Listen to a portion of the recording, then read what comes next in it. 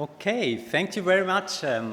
My name is Sven Hutter. I'm the director of the Center for Civil Society Research here at the WZB, at the Berlin Social Science Center and at Freie Universität. And it's my pleasure to welcome you all here for this event called How Can Civil Society Counter the Far Right? Lessons from Poland and Germany. Now, this event here is the public event of a two-day workshop where we talk with international scholars about questions of how the emergence of new conflict lines in our societies, oftentimes also driven by actors from the right, really change also the fabric of civil society, seeing really civil society also as an arena and a site where we can see the different kind of opposing sides in these struggles over what we have called integration and demarcation, but also questions of democracy more broadly kind of take place.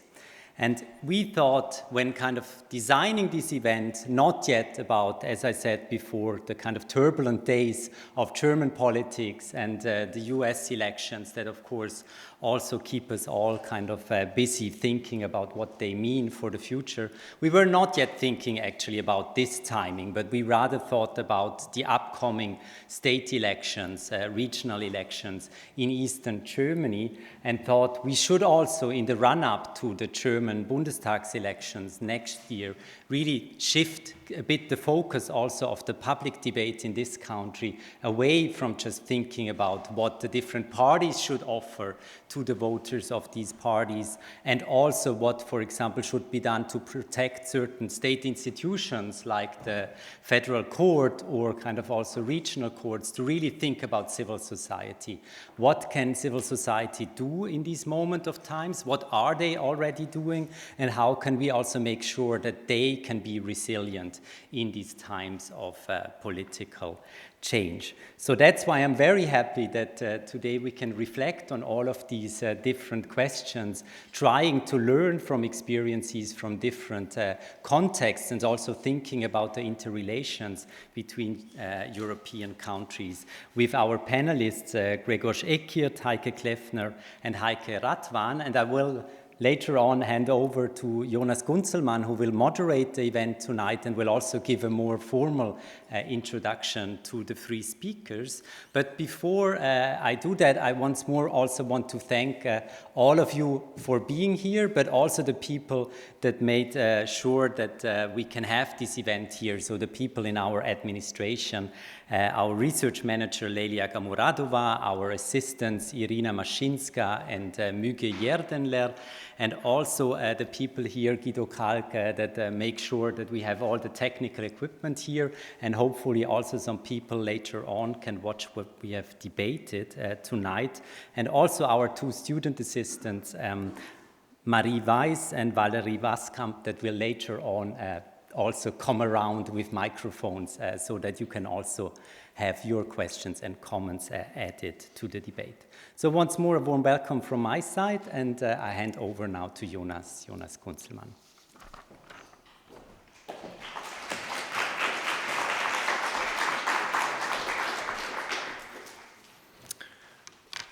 Yeah, warm welcome also from my side. My name is Hans-Jonas Gunzelmann. I'm a postdoctoral researcher here at the Center for Civil Society Research at the WZB. And I have the pleasure of moderating this event, also the great honor. And I'm very excited because we have three brilliant speakers tonight on stage.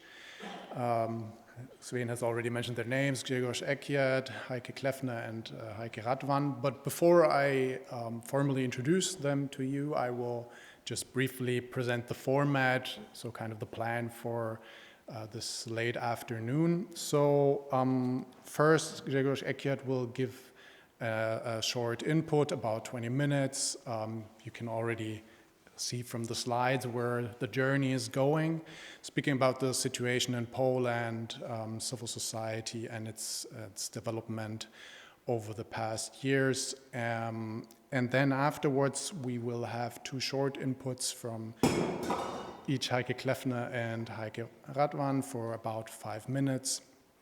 That will then contrast the situation in Poland with their experience in Germany, and as well react to Grzegorz Ekiat's talk. Afterwards, the four of us will sit down in these very comfortable armchairs, and I will have the pleasure of asking them a couple of questions about tonight's topic, about how to counter the far right, but also about the state of civil society in Germany and in Poland more general, and the challenges that each country and their civil societies face. Afterwards, of course, there will be time for questions as well from the audience, and then we will conclude with some brief statements. Having said that, having prepared the agenda, it's my great pleasure to welcome Grzegorz Ekiat. He is the Lawrence A. Tisch Professor of Government at Harvard University and a scholar at the Harvard Academy for International and Area Studies.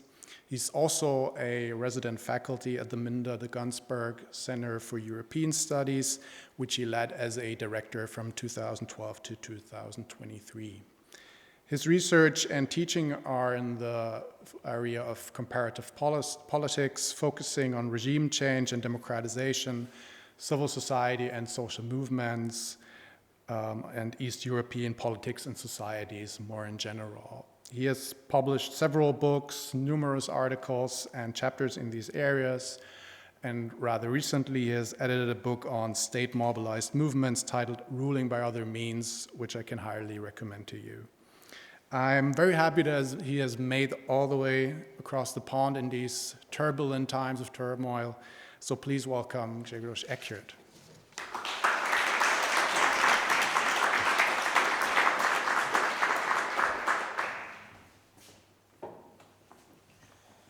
Jonas, thank you so much for this very kind introduction, and Sven for the invitation to this event. You know, what happened over the last several days really emphasizes the importance of civil society research, because one can make a very plausible argument that Trump's victory this week has its source in the transformation of American civil society. Starting in the 1960s, in the late 60s, in response to civil rights movement, the right-wing part of American civil society started to be built, started to mobilize, then had tremendous impact on the local elections over the years, and then on the national elections. And victory of Trump in 2016 and yesterday is really testimony to how effective that civil society has been. Now, I'm going to talk today for about 20 minutes about another case, the case in which civil society has become a threat to democracy as well. And this is going to be a reflection on what happened to the Polish civil society over the last 3 decades. Okay, this seems not to work. So some 25 years ago, Jan Kubik and myself published a book looking at the development, the initial development of civil society in Poland after the collapse of communist rule. And we came up with, a couple of arguments watching the situation in Polish society. So first of all, we discovered that civil society was a very important site of contention. This was against the prevailing social capital ideas that civil societies are the sites of cooperation and people getting together in choral societies, to mention my colleague Robert Putnam. In contrast to those views, we saw civil society as ridden by conflicts, being very, very protest-prone and very contentious. We also, in contrast to people who argued that civil society in Eastern Europe after the collapse of communist rule was very weak, we discovered that civil society in Poland was relatively strong. There was lots of organization, old and new, lots of activities of various kinds. So that looked pretty much like sort of almost normal European civil society. We also thought that protest was very important because, you know, in those initial stages, the representative institutions were not incredibly strong. So protest somehow played this corrective role, trying to put on public agenda issues which were not really well transmitted through the standard democratic structures. And finally, in contrast to people who very worry about how protest movements can really, you know, overthrow the transition to democracy and transformation of the economic system, we discovered that actually those protests and contention was, first of all, not a threat to democracy, which was very important, but also that this was kind of reformist contention, right? Those people were having not radical ideas, not radical demands, but were kind of, you know, focusing on things which are important, easily understood, welfare policies of various kinds, and so on and so on. And at that moment, we are also looking at the civil society through a very specific lens, right? We thought that to think about civil society, you need to think about 4 components of that civil society. So first, I think what is important is the public space. The public space differs between different societies, different political regimes, and it's very important what kind of rights are protected, what kind of opportunities civil society actors have in different types of regimes, in different societies. So this is the first step to think, you know, how important, how specific social movements and civil society organization can be in places like East Germany or in Poland or in Russia today, right? You see the difference, and that's very important. Now, the second very important thing was the organizational structures. How civil societies organize? What kind of organizations are playing dominant role in those civil societies? How they are financed? How they are taxed? Right? So lots of issues, but sort of thinking in terms of organizational sociology rather than in any other terms. And then comes the behavior of civil society actors. Both organization and individuals. Are they contentious? Are they accommodating? Is there a lot of protest taking place? And finally, what are the attitudes of the civil society actors? What are their preferences, right? Normative, political, and so on. We have to take into account those elements in order to understand how the real civil society in the real places look like. And then we sort of, you know, started to think about this initial transformation. There was this phase where, you know, several things happened at the same time, right? So first of all, we have this reconstitution of the civil society where the old organization and the new organizations are coming together. Then we have this moment when the state steps back, stops controlling civil society organization as they did during the communist time. Then we have declining role of big corporate organizations, trade union, you know, big public employees union, and so on.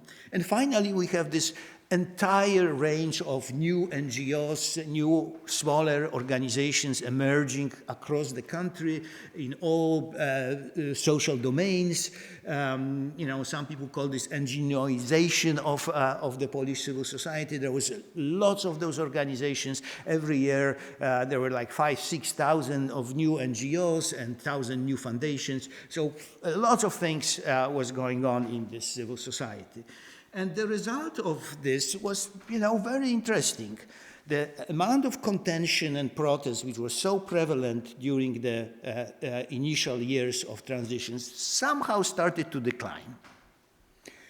So we, you know, we predicted that it's going to decline because those organizations were kind of reformists and those, you know, representative institutions are kind of were taking over many of the functions the protest played in the initial, you know, period of transition.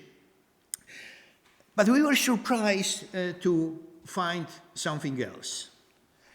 Instead of further decline and becoming sort of an interesting, small European countries, suddenly we have this incredible wave of protest movements emerging. So these are organizations on the right radical side of Polish societies. As you see, they say no to the European Union. They're marching with flags and torches in Warsaw.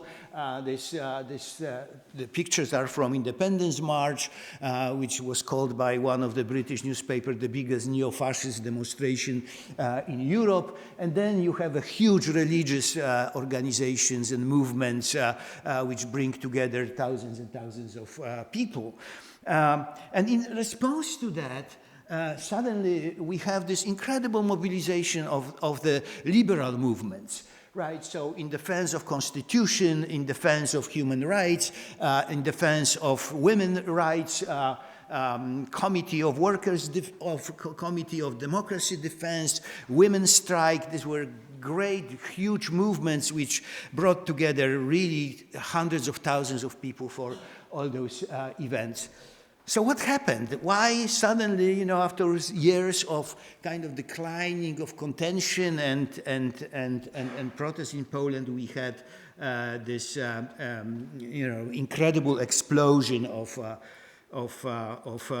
protest movements and the incredible division between political division between the two sides. And I think here what we pay attention to, or should pay attention to, is the idea which was first introduced by Philippe Schmitter many years ago. This is the idea that in certain societies, in certain times, there may be not one, but several civil societies sitting side by side. Lebanon is one of those cases where you have not one, not two, but several civil societies organized by religious lines. And Poland became this civil society having two components, right? Two pillars, one which is right-wing and one which is liberal. So how things got to this point, and I think that, we can reflect on this second phase of development of Polish civil society. So first we have cultural polarization, culture war. This is something which is very familiar to you, right? We see that in the US, we see this across Europe.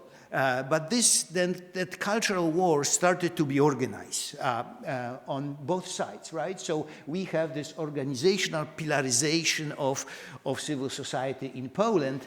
And then we have the moment to which I would really like you to pay attention. This is something which happened in Poland and not yet in other places. It is about to happen in the US, and it may happen in other countries as well.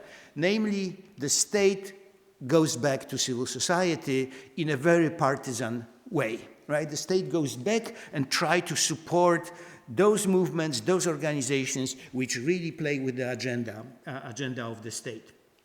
Okay, so now let me talk a little bit first about those two pillars of civil society in Poland. So the first one is a nationalistic, Catholic, right-wing, neo-fascist. It's a lot of organization, and I say that they are highly institutionalized and based on collective action. I will come back to this distinction if I have time. How much time do I have, actually? 7 minutes. Okay, so it's not so bad, right? So here you have the list of organization. There are media which are associated with that pillar. There are think tanks which are associated with these pillars. There are funding organizations, various foundations which are part of that pillar. And then you look at the democratic pillar, and it pretty much is kind of similar set of actors. But of course, having completely different normative position. So there are social movements and NGOs and institutions, digital media and foundations and think tanks and so on. Okay, so here are the pillars and how those pillars evolve. And here is the story about the state. You know, the weak point of social movement and contention literature for many, many years was the fact that this literature did not pay attention to the state. The state was basically treated as target of protest action, right? The challengers were targeting the state, and the state either responded to those challenges or not. But the state was not really an active actor in managing things within, you know, social movements domain within civil society. And Charles Steele, I mean, you know, that's you know, his contribution to that way of thinking, right? That the polity model was the standard, you know, the best established understanding of what is the relationship between state and civil society. Now, I would like to propose something else here, right? So, you know, just briefly going through the different model. If we think about the domains, arenas where contention is taking place in contemporary societies, we have at least 4 of those arenas. Infrapolitics goes back to the famous work of James Scott, right? Those invisible politics, invisible protest movements, which mostly happen in authoritarian regimes. Then there is a domain of grassroots politics with weakly institutionalized social movements. Then there is domain of civil society organization, and then finally the formal politics, political parties, and so on. And you know, those domains differ by the way of how institutionalized they are, but also how risky the activity in those domains is, going from the high risk for authoritarian regimes to the low risk. Now, what we see here is that the state is becoming active in those different domains. And the moment the state is taken over by nationalistic, right-wing political parties, then this interference in those different domains is becoming a big problem. Now, you know, picture is more than 100 words. Here is the photograph from Poland. This is event in Warsaw. And what you see here are those strangely dressed people. That's the Polish episcopate, the bishops and cardinals. Those guys in the suits and ties is the Polish government, right? So, you know, the Minister of Defense and some others. And what you see in the back, that flag, is the flag of the Polish fascist movement from the intra-war period, right? That's what happens when the state starts to input its own agenda on civil society organizations. And here, you know, is the list of things which state does. It harasses liberal civil society organizations on the one hand, restricts them in a variety of ways, from, you know, Putin almost, you know, murderous way of dealing with civil society to Kaczynski Poland, where, you know, the harassment was kind of not as severe and so on. And then is the next thing which happens. They start pouring money into their civil society. Right? So here, you know, they are making decision to building up the Polish patriotic civil society and then enlist in this enterprise everything they can. The government, ministries fund those activities, the state-owned enterprises set up the foundations to pour money to civil society, right-wing civil society organization, the state-run public agency, the budget, the government budget, and so on.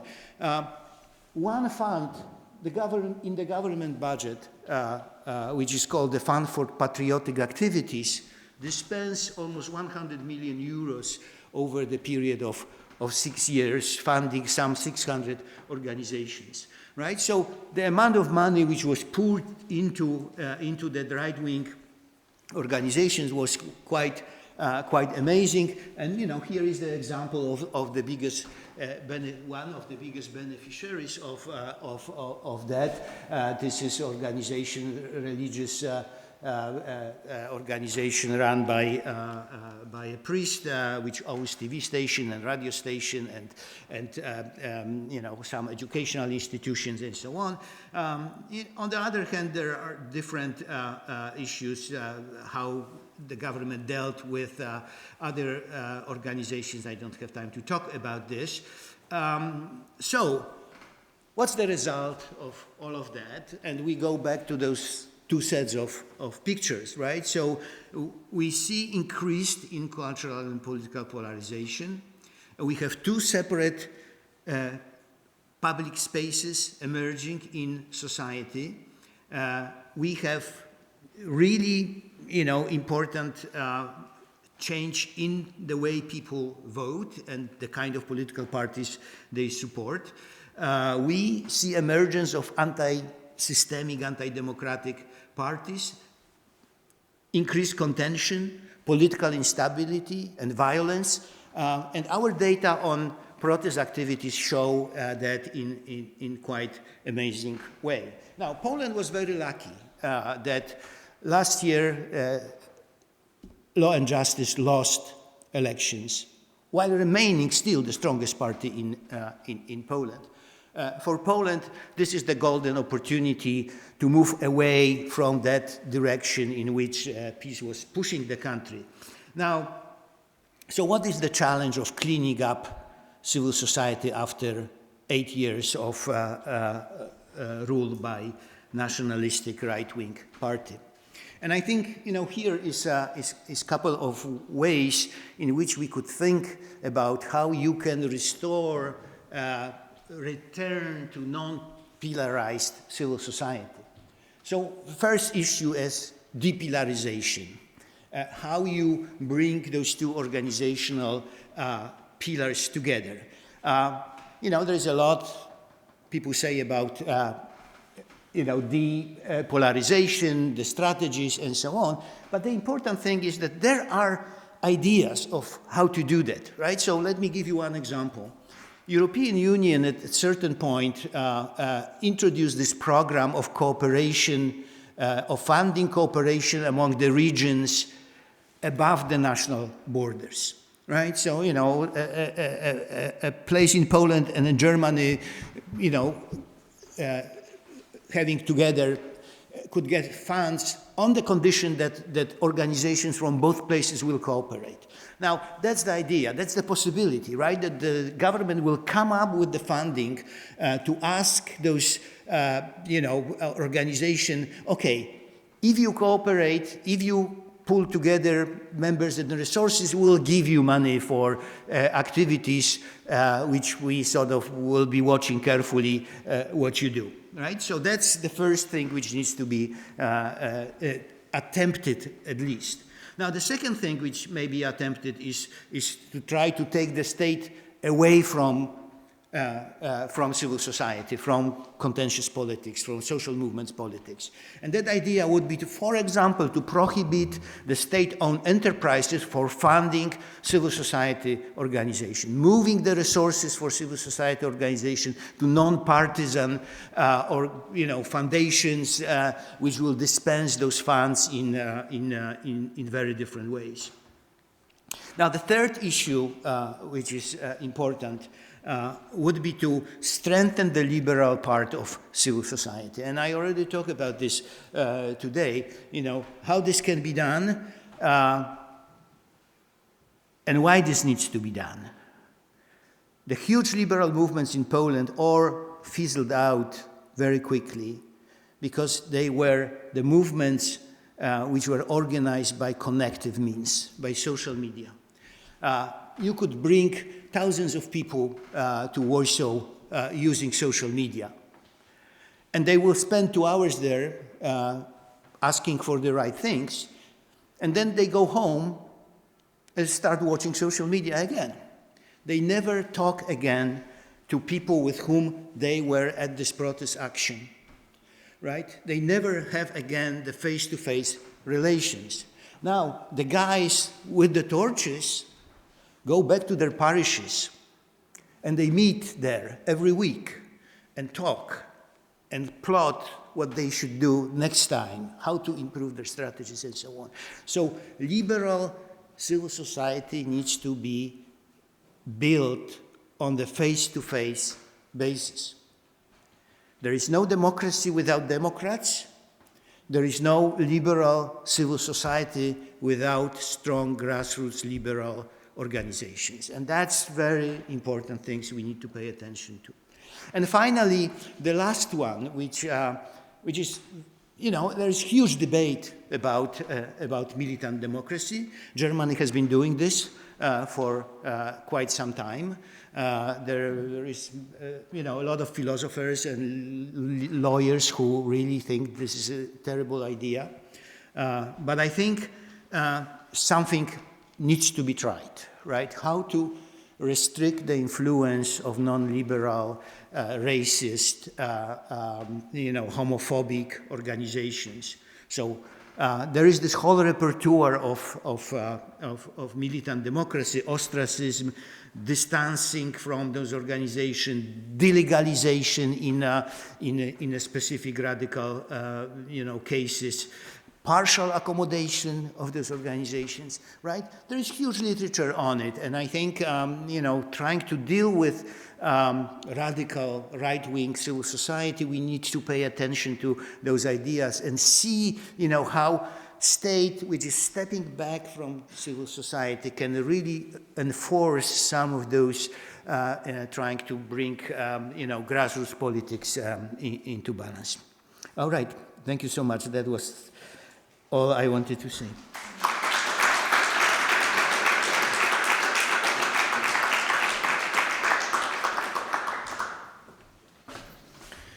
Thank you very, very much, Grzegorz Ekiert, for this very inspiring talk. Now, having heard about the civil society in Poland, we will shift the focus back to Germany. We now have two speakers to address the situation that German civil society is facing and the specific challenges in this country. At first, we have a short input from Heike Radwan. She's a professor at the newly founded Institute for Research on Far-Right Extremism at Tübingen University, a highly needed institution, which I think we're all happy that it exists now. Her research focuses on education, gender, community work, and prevention, and she has published numerous books and articles in these areas.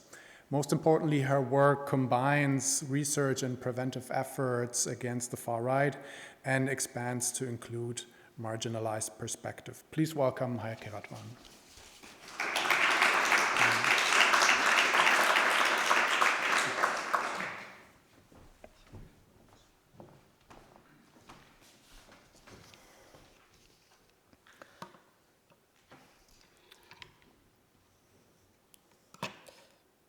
Okay, at first, thank you. Thank you for inviting me to this inspiring workshop and this exciting event tonight. I'm very happy to be here. I'm very happy to discuss with all of us.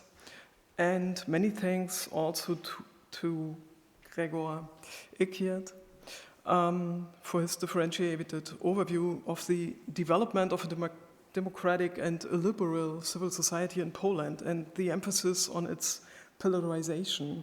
When I first prepared for tonight, I thought I will talk about a small reflection we once did within the Amadeo Antonio Foundation. I was working for this NGO, which works for democratic civil society against right-wing extremism in Germany for 15 years.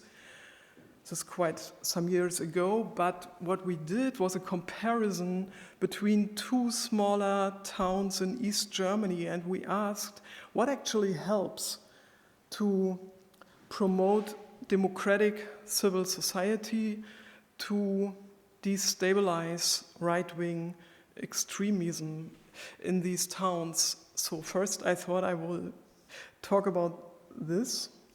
When I read your paper, I thought, well, maybe it's better to talk about the development of civil society in East Germany.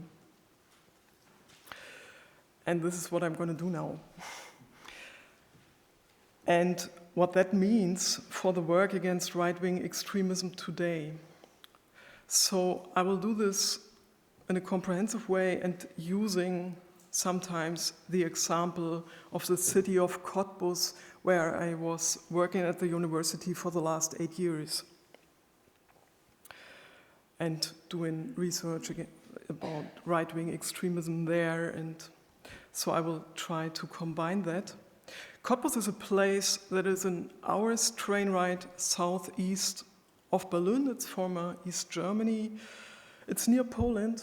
And Cottbus is a place where, as in other regions of the former GDR, right-wing extremists have been active, networking and organizing since the 1970s, at least since the 1980s. With the transformation period after 1990, these forces continue to establish and to professionalize themselves, strengthening by networking with right-wing extremist cadres from West Germany. Sometimes we hear about right-wing extremism came from the West after 1989. So there are important facts about taken into consideration that we first had right-wing extremist developments in Eastern Germany, and second, we had imprisoners in Eastern Germany in the GDR, which were imprisoned as neo-Nazis in the GDR since at least, albeit not named as neo-Nazis, but they were imprisoned as racist. For instance, in Cottbus. And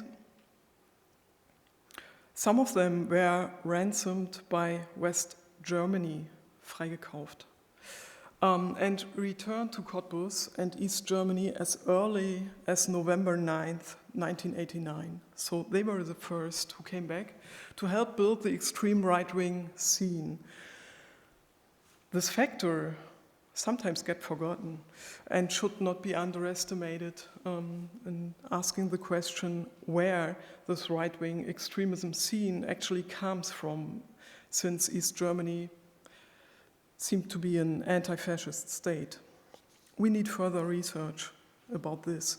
Cottbus has been challenged by an extreme right-wing culture of dominance. This has been reinforced by right-wing extremist anti-migration mobilization from 2015 on, by right-wing protests in the COVID-19 pandemic, and on the occasion of the war of aggression against the Ukraine. It's a network of militant extreme right-wing actors which has emerged here, who are also well connected in economic structures and influence an atmosphere in the city that is characterized by right-wing threats against various affected groups and anti-immigration discourse. Not to be forgotten, I guess Gala Nettelblatt is gonna be talking about this tomorrow.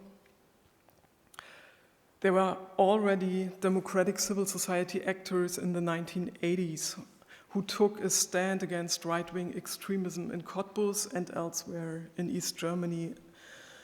So democratic, anti-fascist, as well as civic actors are strong but very much marginalized in Cottbus today.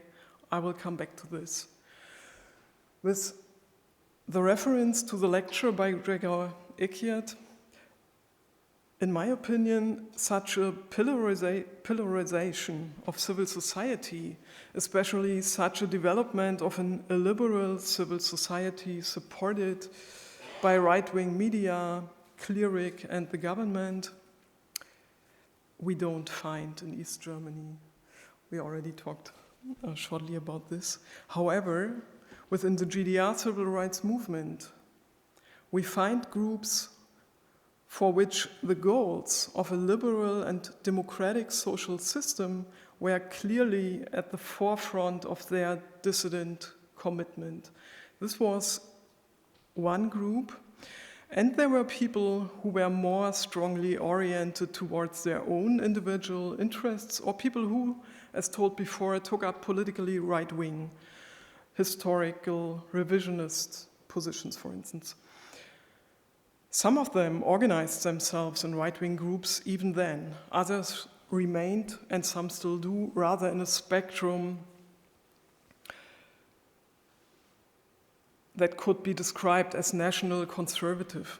The spectrum, on the one hand, clearly positioned for democratic culture, the first group, freedom and against right-wing extremism, and on the other hand, national conservative, illiberal can be found over the last 30 years in East Germany. So I'm just trying to give a spectrum of this civil society actors in the 1990s and 2000s, today known by term baseball bad years, Baseballschlägerjahre. It was extremely difficult for democratic and anti-fascist groups. They were heavily marginalized by extreme right-wing threats and dominance during these years.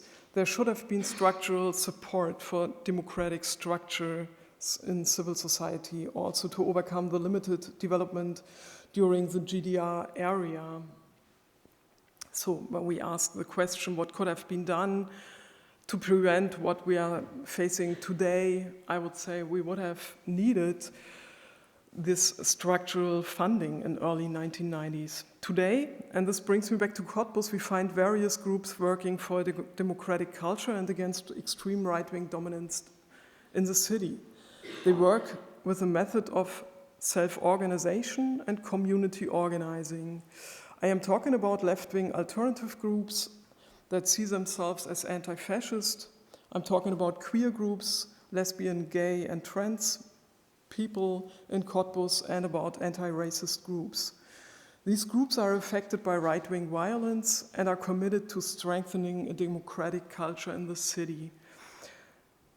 So I will put on a small focus on my research. Together with my colleague Michael Raab, I interviewed groups in Cottbus that have been affected by far-right violence and threats. So we held group discussions with homeless people with disabilities, with members of the Jewish community, with people affected by racism, queer people, and anti-fascist activists. And our findings show that the professionalism of civil society groups working against the far right depends on the degree of their organization and their structural conditions, in particular on whether or not they receive structural public or private funding. What has become clear in that research is that it is much more difficult for groups to organize that are highly marginalized and multiply discriminated in society. So it applies first and foremost to homeless people and people with disabilities, but also to Jewish people in rural areas in East Germany who have migrated from former Soviet Union and experience not only anti-Semitism, but also multiple discrimination, ageism, racism, and exclusion as well as very poor structural conditions in practical terms. So it needs structural funding to support these marginalized groups to be able to work against discrimination they are affected by. Last perspective.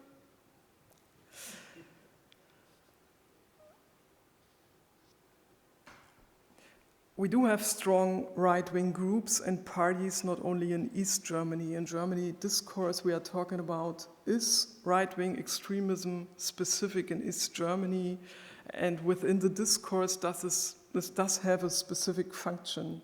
So is the West more democratic? Is the East more brown, we say, in Germany?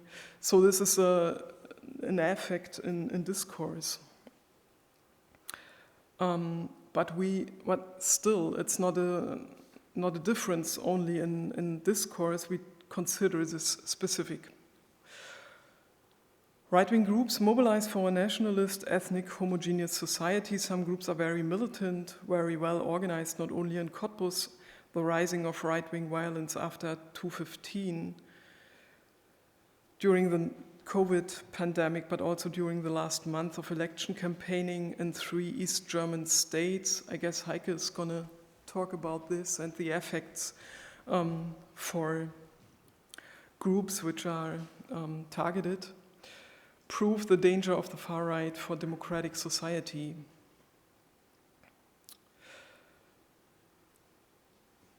Okay, maybe I will stop at this point because I would go back to specific groups within civic society, Bürgerrechtlergruppen, so we could compare this to Poland, and maybe that's possible to do on the discussion table, because 5 minutes is 5 minutes. Thanks.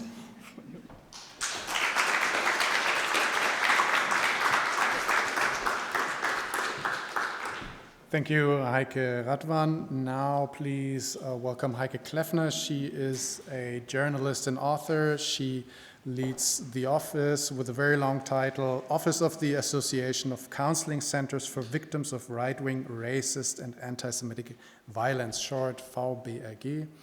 Her expertise on right-wing violence and terror is reflected in various publications on the topic, and she's also in charge of the long-term research project Victims of Right-Wing Violence since 1990 for the German newspapers Die Zeit and Tagesspiegel. So please welcome Heike Kleffner.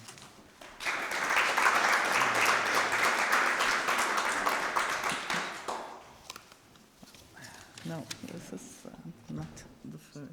So, I'm very glad to be invited here tonight, and also I found it really inspiring to listen to the keynote and to listen to your comments and input. And of course, I'm also confronted with the difficulty to speak about attacks and the role of civil society in these historic moments, days, hours. Let me make one comment.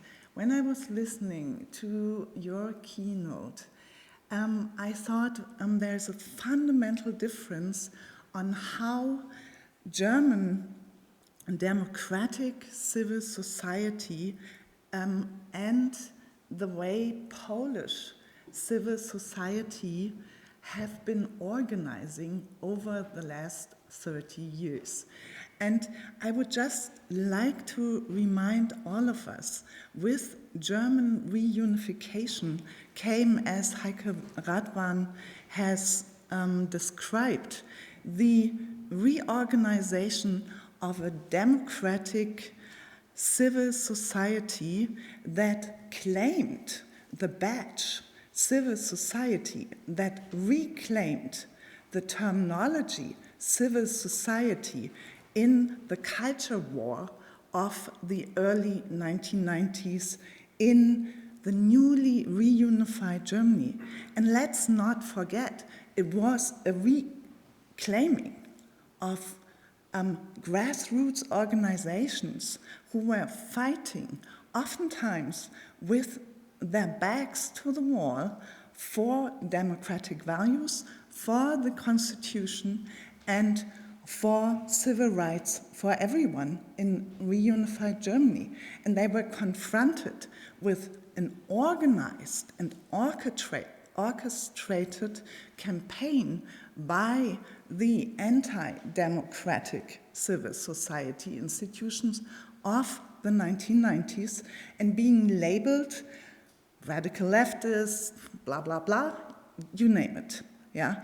And so, when this grassroots democratic frontline defenders claimed the badge and the terminology of civil society, they also claimed the legal framework, which in Germany, as you all know, are tax-exempt associations, yeah, and charitable associations or small foundations.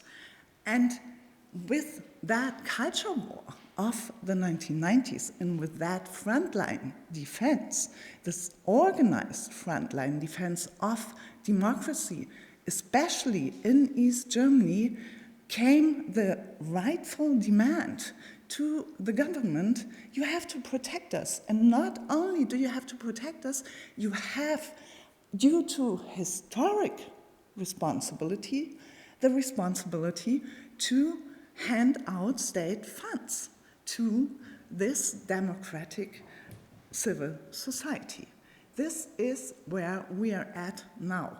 We are confronted with a new culture war where the organization of the anti-democratic civil society, as you've been describing it for Poland and as you reminded us, in the United States, has come to a near peak, and I don't think we've seen the peak already in Germany as well.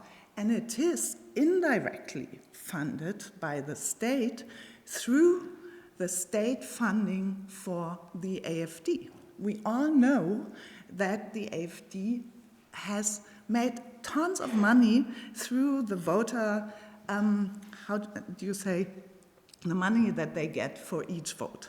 Yeah, you all know the German system. And they're channeling those funds into the anti-democratic and right-wing civil society institutions. They are also organized in think tanks, foundations, and of course in associations.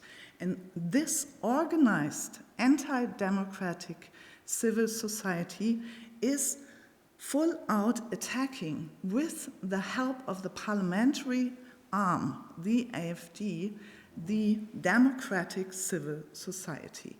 And what I'm just give you brief input in are the structural attacks on the democratic, let's call it progressive civil society, and then a few more examples, and I hope I won't be too long. What you can see here are the structural attacks, through the threat and or the actual withdrawal of the non-profit status. Famous two decisions, one by the High Court on the withdrawal of the non-profit status for the movement Attack, and revocation of the non-profit status for Chemtech, which is one of the largest grassroots non-profit, or used to be non-profit, campaigning and democratic progressive organizations. The threat is very clear. Lengthy, cost-intensive legal proceedings.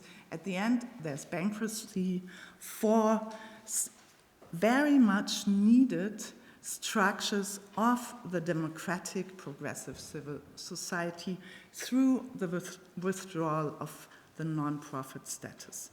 Secondly, and at the basis of these attacks, you have to remember, is always research by the extreme right, organized in various associations and networks of the extreme right civil society.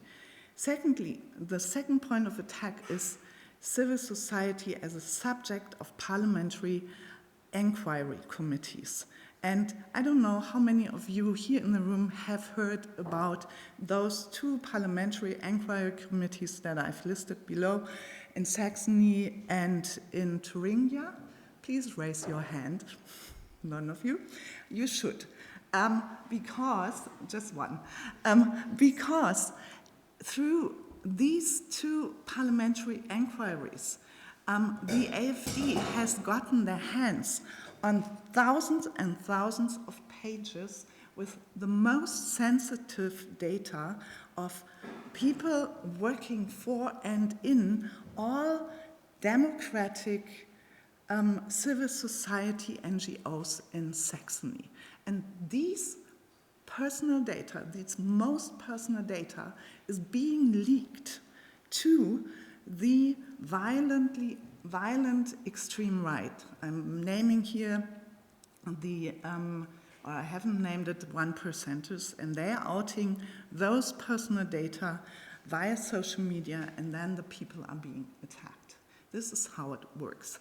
And the data protection ombudswoman of Saxony said when she was confronted with complaints by civil society in Saxony, oh, I don't know, I don't think we can do anything against the parliamentary right to inquire how state money is being funneled to NGOs of the democratic right, of the democratic spectrum. There's a third point of attack, and that is audits by audit offices on the state and on the federal level. For all of you who speak German, it's called through the or Bundesrechnungshöfe. And again, the allegation by the actors of the extreme right is money is not being spent properly, not according to the rules and requirement. And the problem in Saxony has been that the result of a specific combination of the Parliamentary Inquiry Committee's work and the work of the State Audit Office was that a huge network of really important and very vulnerable community organizations by migrant organizations and post-migrant organizations in Saxony became the primary target of those attacks, and it had to be disbanded. Thirdly, or the fourth point of attacks are SLAPPs. Do you know SLAPPs? You've heard about it. Unfounded intimidations, claims, legal proceeding against civil society. And the threat is, of course, the right-wing hegemony in public discourse is increasing due to serious threats for individuals and or representatives of NGOs or NGOs on the democratic spectrums. And ultimately, the public discourse is being under right-wing hegemony. I'm just mentioning these two more examples, and because I've been shown the paper, I think it's 1 more minute. Of course, there are also direct threats on civil society, on democratic civil society, by members of the security authorities. And what you see here, I mean, those who speak German, for those who don't, on the right, you see a former judge who's now co-defendant in one of the right-wing extremism terror trials of a large network of conspiracy against democracy and to overthrow the democratic government. Part of those networks were elite soldiers and elite policemen and obviously a former judge and former a member of the AfD parliamentary fraction in the federal parliament. And what you see on the left are policemen on a private school trip showing the Hitler salute in Saxony. And of course then, and this is where I'll end, progressive democratic civil society, and Heike Radwan mentioned that already, is also the aim of physical attacks, of arson attacks, like you see here on the left in Rostock, a queer bar who's been an aim of an arson attack twice over the last half years, or of, you see here on the right, the facade of an alternative socio cultural center in Bautzen and Saxony, or they're being attacked when they are doing just regular events. And all of this taken together is a situation where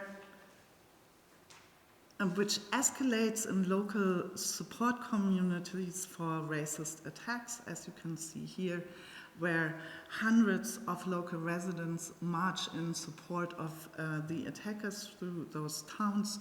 And I'm really glad that we can sit and talk on now, because what I'm hoping for is that we get some inspiration how German civil society can protect itself and be remobilized by the progressive Polish civil society that managed to sort of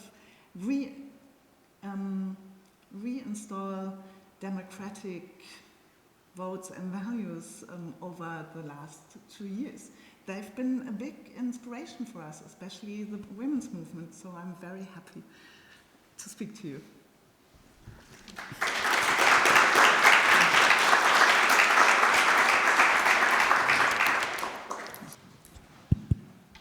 Okay, yeah, thanks for these very inspiring talks. Now we have about half an hour left. So let's get right into it. I think the last point by Heike Kleffner was really brilliant, and that's also where I wanted to start. So my first question would be to Grzegorz Ekiat. So Poland has seen kind of an authoritarian turn over the peace governments, the democratic backslide, but still democratic civil society, liberal civil society, as you've called it, seems to be still alive. What were the sort of the specific strategies by liberal civil society in Poland that made it resist against this democratic backlash, this authoritarian turn? No, that's a great question. I think in order to understand that difference between the former East Germany and Poland, we need to think about the way in which transition away from communist rule happened. Right? In Poland,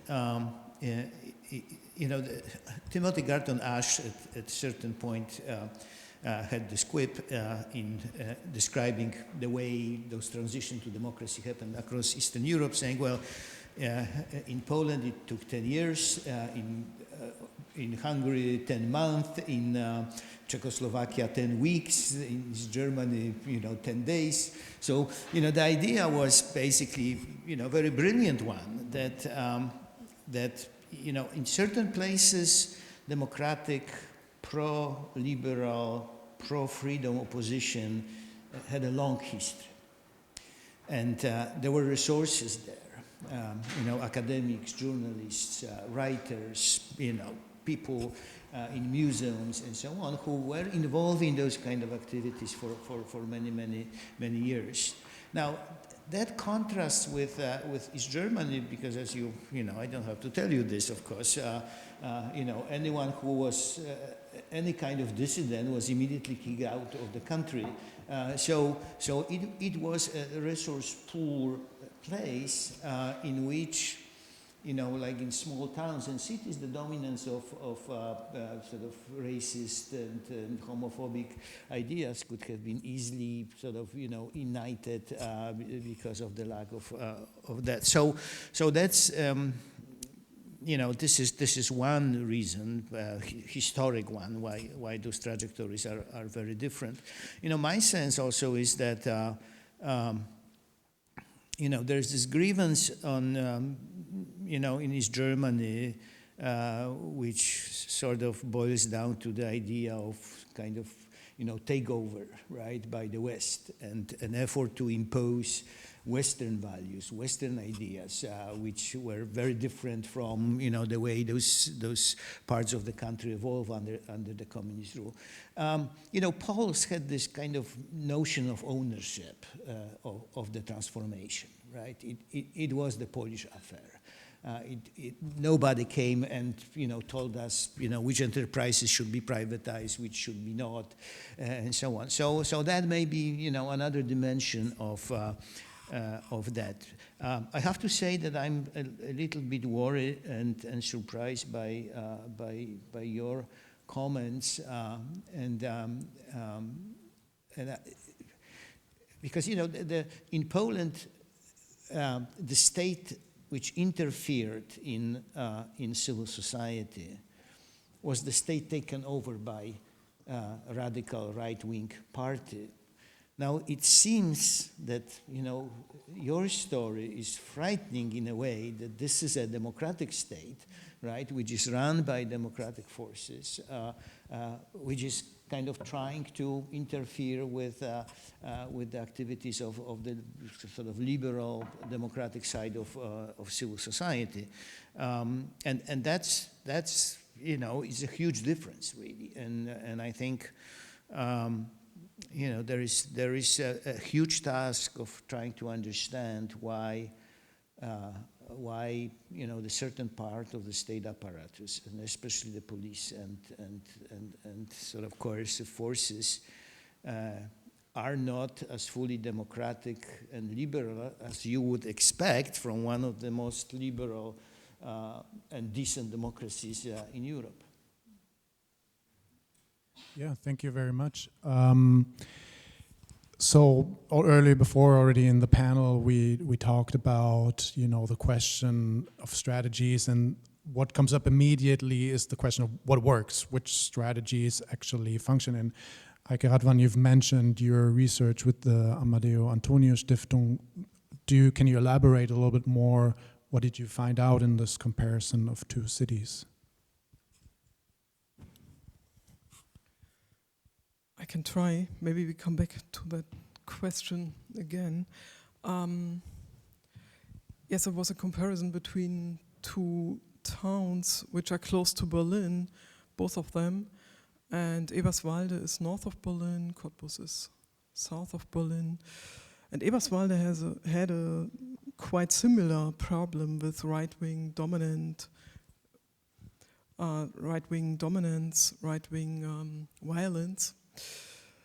And we asked what actually helped to partially change the democratic culture in Eberswalde.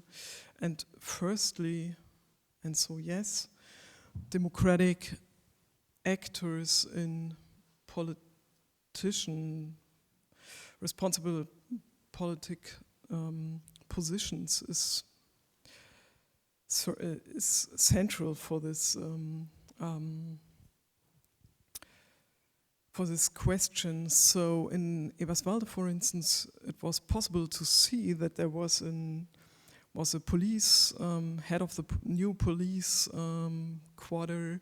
She was a former civil rights movement actor, and the mayor of the town, they positioned themselves against right-wing dominance, against right-wing extremism and violence, and they went to demonstrations, for instance, and it was a very strict, very clear position against right-wing culture. So this is the first point. The second point, what we saw in comparing these two towns was that there was support for democratic, for anti-fascist young people, and for marginalized groups, like groups who got victimized by right-wing violence. And it was like the Council for Right-Wing Victims, which was Heike Kleffner is working for the Office for the Bundesweit. So maybe a fourth point was media. As you mentioned, the role of media for the right-wing mobilization. What we saw was certainly makes a difference when there is responsible journalists who support democratic actors and who point out what the problem with right-wing extremism is. It's not always like that. So that makes a difference. Civic education, school education, like last year, maybe when you read the paper in Germany, you have heard about a situation in south of Berlin where a school was pointed out. There were 2 teachers who were talking about and go into the media and talking about right-wing extremism at their school. And we were supporting those teachers, and it was obvious that there was a managing problem within the school, there was a problem within the whole society of the town, and there was a problem within the teacher team within school. And so finally, half a year later, those 2 teachers had to leave the school because it was too dangerous for them. They were attacked within school, they were attacked within the town. So democratic education in school, in public spaces, is obviously necessary and important. So what we defined 10 targets, 10 points. I just mentioned 6 right now. So you can compare this to Cottbus and you see what was missing. And it's not that you don't have right-wing dominance in right-wing groups in Eberswalde today, but there is a stronger civil democratic society. So I would say what we really can focus on are these different aspects which support the development of a democratic civil society and which makes them more effective. So it seems to me, gathering from your comments, but also what you've mentioned in the end, that the state is obviously very important, the role of public institutions for civil society. But Heike Kleffner, is there something that civil society can do to resist these kind of intrusions by public institutions that can be more autonomous civil society in this context? Let me rephrase the question, I'm sorry, but what can the state do? What does the democratic state and what do parliamentarians of democratic parties have to do to protect both the democratic state, its institutions, and democratic civil society is probably the question that we have to ask ourselves after the victory of Donald Trump and after, well, whatever, the dissolution of the German federal government at this point. And, you know, when I started my first point of attack, right, the attack on the tax deductibility, yeah, of non-profit organizations, this is just one example of how the state, the parliament, the federal government could have and should have, over the last 4 years, just implemented the reform of the tax laws, which has included in it, yeah, a reform proposal to protect charitable and tax-deductible NGOs. And unfortunately, this coalition of progress has decided not to put this protectional clause in place. And this is one of, I would say, when you look at the homepage of the Thuringia project, dozens of open flanks that the democratic parliamentary parties have left open, and they're leaving it open, And it means that the High Court, probably not the High Court on federal level, but the high courts on the state levels, the parliamentary committees to appoint judges in all East German states, etc., are open for right-wing takeover. And this is really problematic. And that means, in turn, when we look at what can civil society do, I think we really have to question how much, who are we talking to? Who do we address? Yeah, if this coalition of progress hasn't listened to the warnings and has implemented laws accordingly to protect democracy and the very institutions and the very fabric of democratic society, who should we talk to? Yeah, of course, then this would be a different workshop and a different panel, and probably this would be the panel where we would ask many more questions to you. How did you do that? Yeah, because of course the Polish institutions. The battle for the courts. Yeah, this in itself is something I would love to hear more from you, because it was really this decisive battle, and and the German democratic parties should have learned from that. Yeah, sorry. Do you want to respond directly to that, Grzegorz? Well, no, this is a complicated story, right? So, Poland was lucky to have a very powerful leader on the liberal side, who worked in tireless way to bring coalition together and so on. But I wanted to point out to one critical difference which may explain ways in which the state behaves, right? So, Poland has no really radical left flank within the civil society and within party system. So the main polarizing line is between the center, sort of liberal democratic, tilting to the right, to the more conservative direction, and the super nationalistic, super conservative part, right? So that's the polarization. It's very easy to be on the one or another side in this, and for the state institutions, it's also easy to say, okay, if they win election, we are in trouble, so we better kind of, keep the balance.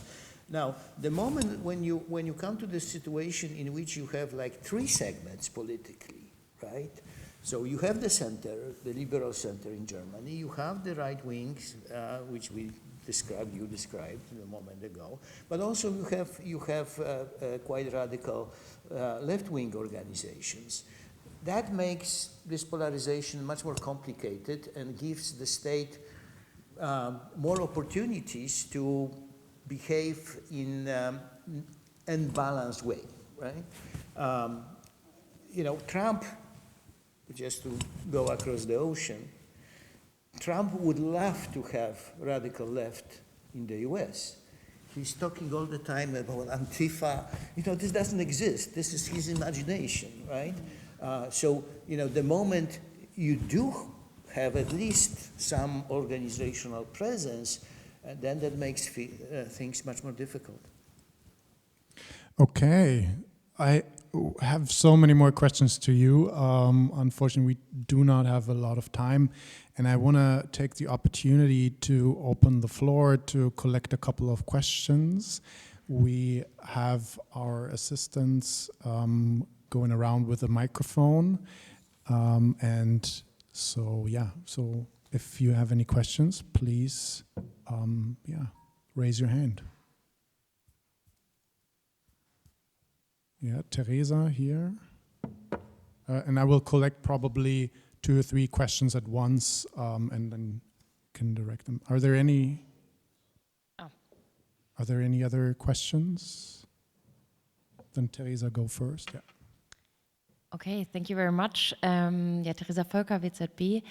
My question, after these really inspiring talks, tries to ask the question again about effective strategies, but you just described the failure basically of the state right now in Germany, right? But what are strategies if we don't just count and wait basically for the state to act or to introduce policies or to provide funding? I mean, what can civil society do without the state by itself to be more effective against the far right? Is there a second question? Don't be so shy.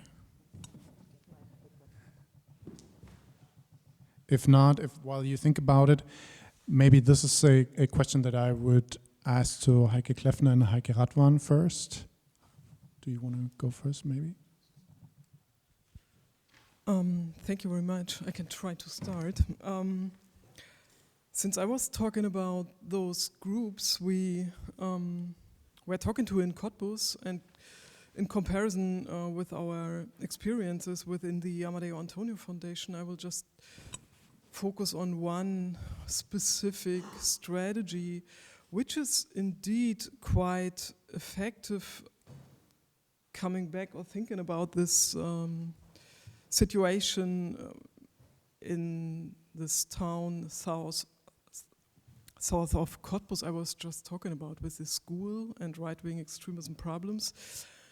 There was a group of teachers who were fighting against racism, and they were organized by a young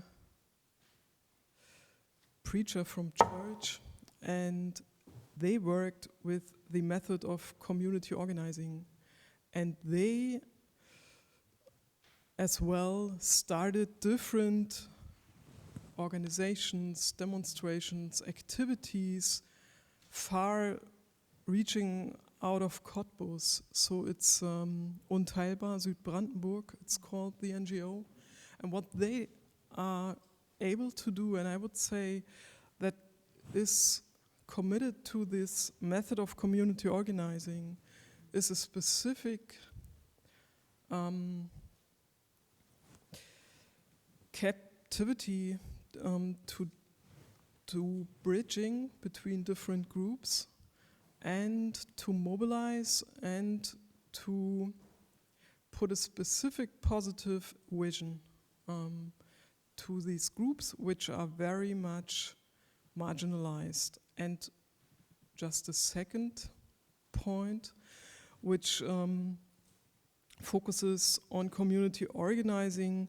We were doing research about the work of the CSD Cottbus. These are queer people in Cottbus, which are very much marginalized, which are very much focused of right-wing violence. And what they do for already 13 years, which is quite specific in comparison to other East German towns, is a 2 weeks of CSD, so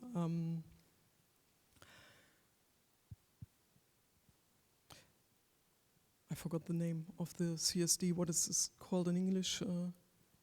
Pride March, thanks.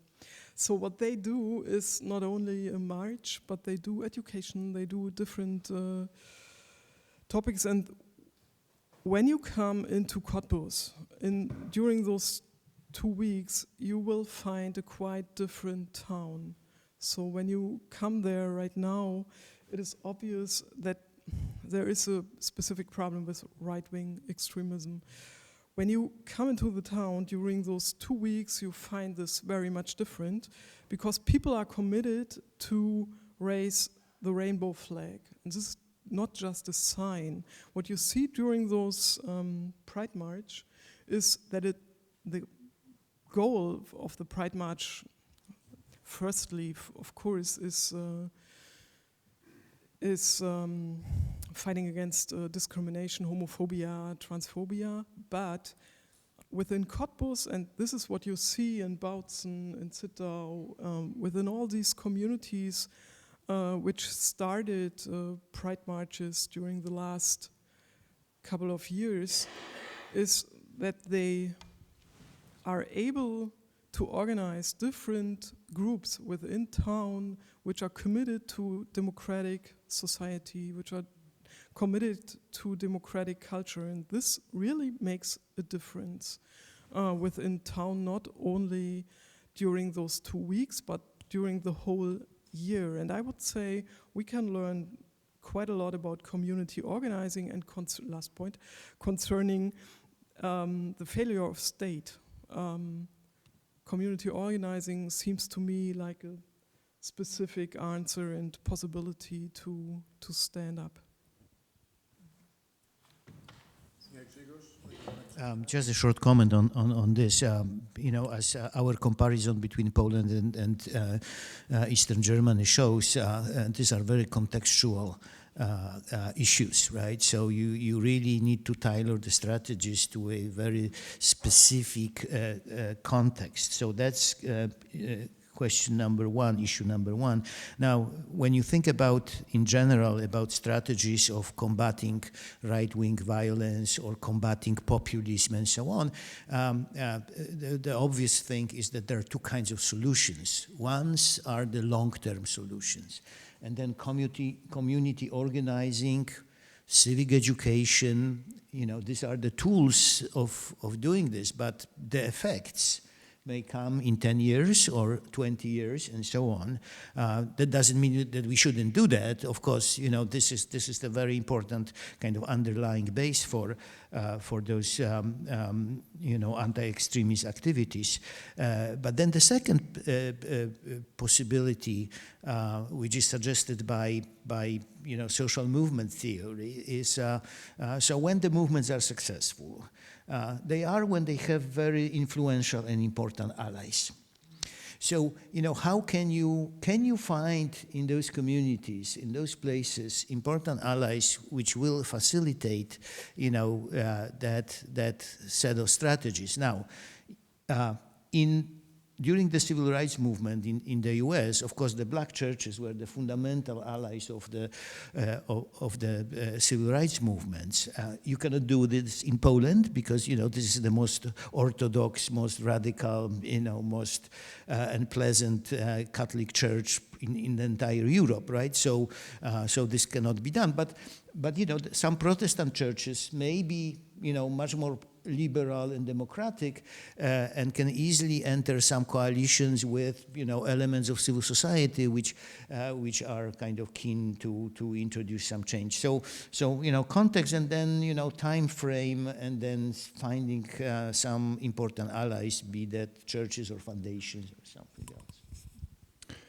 You want to add, Heike, to this question as well?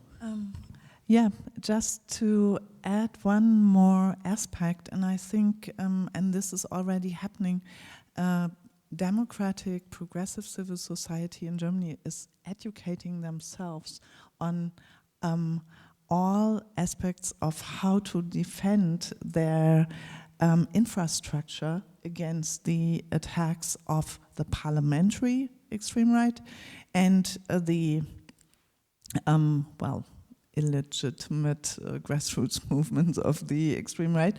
And those aspects are really spreading the information. How do you protect yourselves against SLAPP claims? How do you protect your association when the finance officers are claiming that what you are saying publicly or what you are tweeting, and they present you with two large cases of printed out tweets that your organization has done over the last 4 years, where to find the best lawyer, and then where to find financial support to finance that lawyer. Yeah, and one more aspect, because you were talking about allies. I think the German progressive civil society has really started to rely heavily on state funding. I would say it's totally dependent on state funding, and it was a mistake to think that this was not be the main point of attack. Yeah, and so what that means in terms of, are we going the American way, to put it that way, and just go and have more fundraisers and find more private donors, and the downfalls of that is also a point of discussion, of course, but it needs to be debated. And one last aspect, you were talking, both of you were talking about alliances. Let me just give you one small example of a really important alliance. When a black family was attacked in a small town of Grevesmühlen in northeast of Germany, the local soccer club where those two kids were, you know, in the soccer teams, invited a public rally and organized a public rally, and really more than 1,000 people came to support that black family. And this is the best defense and actually action of democratic values, but also of most vulnerable targets of right-wing attacks. And it is also the best prevention, because it shows the attackers that no, they are not acting in the name of the people, but the people are at the side of those who are being attacked for racist, anti-Semitic, or anti-LGBTIQ reasons. Yeah. Thank you very much. I think we have time for one more question, if there is any. I think Beate wanted to ask a question. Thank you, Beate Küpper, University of Applied Science, Niederrhein. I found it very interesting that you all had a look back to history. And thinking of 1989, 1990 in Germany and Poland, Heike, you mentioned the left-wing groups standing with their backs to the wall and fighting for democracy in the East, and then they were attacked. I think we had also the interesting thing, and this is my question, that we had these huge public movement in the East and also in Poland, and you give us an insight into that. And then they divided nowadays in different parts, in a progressive part and in an authoritarian part, but still claiming freedom, still claiming for themselves to be a civic societal organization against the government, against the state that is an enemy, so that's a populist major narrative they pick on. So I would be really curious what happened. What happened? Was it were they so heterogeneous before, or was it a different development? And how can we distinguish it? I think it's not that easy. I mean, you were talking about that it's more difficult than polarization. It's not just authoritarian and progressive, but the topic of freedom and the understanding of freedom is a real challenge. That's why the Verfassungsschutz created that new phenomenon area, anti-democratic actors and ideologies without saying if they're left or right. So what is the development? What has happened? Do you want to address that right away? Okay. That's truly interesting question, right? You know, it's much more difficult to distinguish who is a Democrat today and who is not, because the old radicals were promising us the moment we take power, the first thing we do, we just shut down democracy, right? Hitler was like that, you know, communists were like that, Mussolini was like that. Democracy was out. You know, fundamentalist Islamists are like that as well, but this is an only exception. Now others today are telling us that they are Democrats. They are concerned about freedom. They are concerned about values. Freedom to have a machine gun at home, freedom to shoot animals. Lots of freedoms.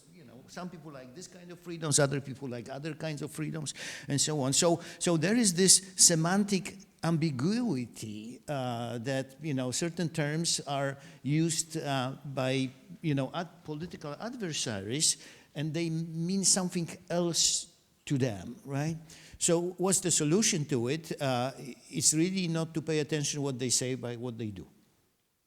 And I think that's the only way to distinguish, whether those who claim to support democracy are really, interested in representation, human rights, political rights, and so on. And I think that means for us, as scholars, much more work, because it's much more difficult to find out what social movements and civil society groups do than to simply read their manifesto and say that's easy way to distinguish. I know that this is not fully satisfactory answer. Thank you for that question, because it's really right now important. I would say civil rights movement in East Germany never was homogeneous at all. So you already had those groups. When you look at them in 1980, in 1990, you already had those groups which were not so much into what is freedom, what is democracy. They had different interests, and I will just point out at one discussion we have for a couple of years in different memorial sites, in, for instance, East Berlin, Hohenschönhausen, and in Cottbus as well, Menschenrechtszentrum. So you do have those civil rights movement people who fight for a specific remembrance of GDR times, which is very anti-communist, and which is, well, concerning the remembrance of the Holocaust, quite problematic. So to say 40 years were harder than 12 years. So that's what is sometimes called. So we need to have those discussions, because you do have collaboration between AfD and specific persons, and this is quite hard to discuss, but I would say, well, it wasn't homogeneous. It wasn't homogeneous democratic at all, as Ilko Sasha Kowalczuk is just talking about the people who really did fight for democratic values within the civil rights movement in Eastern Germany was very, very small. So it was quite hard to establish this, and we need to take this into consideration, I suppose. Heike, do you want to have the last word on this?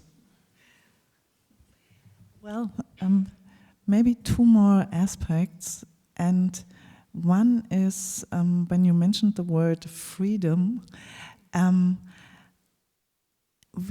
think we really need to investigate the influence of the specific, I would call it the specific interpretation of freedom of speech after the fall of the wall in reunified East Germany. Because when we look back, this specific interpretation of freedom of speech, and I remember having really from my perspective, irritating debates with publishers and others on their defense of right-wing, anti-Semitic, racist, and white supremacist actors, saying what we learned as a consequence of the state state communism, dictatorship, however you want to call it, is that we need to defend freedom of speech and everyone should be allowed to say whatever they want, no matter whether that was an infringement of human rights of vulnerable groups, for example. Yeah, and I think this is really something. When we look at the rise of the Pegida movement, which really opened the door for the AfD and the response of relevant political segments to the rise of this absolutely clearly racist, white supremacist movement, this we can see in the line of the heritage of freedom of speech is more important than human rights and or the protection of Article 1 of the German Constitution. Yeah, and this I find really problematic. I mean, we haven't looked into that, or I would hope, let's put it that way, scientific researchers would have the time to look into that, because we really need that. So thank you very much. It was not the most positive endpoint, I have to say, but we have plenty of time tomorrow during the rest of the workshop and tonight over dinner to find a more positive outlook. Thank you everybody for coming. Thank you to the panelists for this very lively discussion that we will surely continue. And just as a public service announcement for those coming to the workshop dinner, we are walking together to the restaurant and leaving as soon as possible. Thank you very much.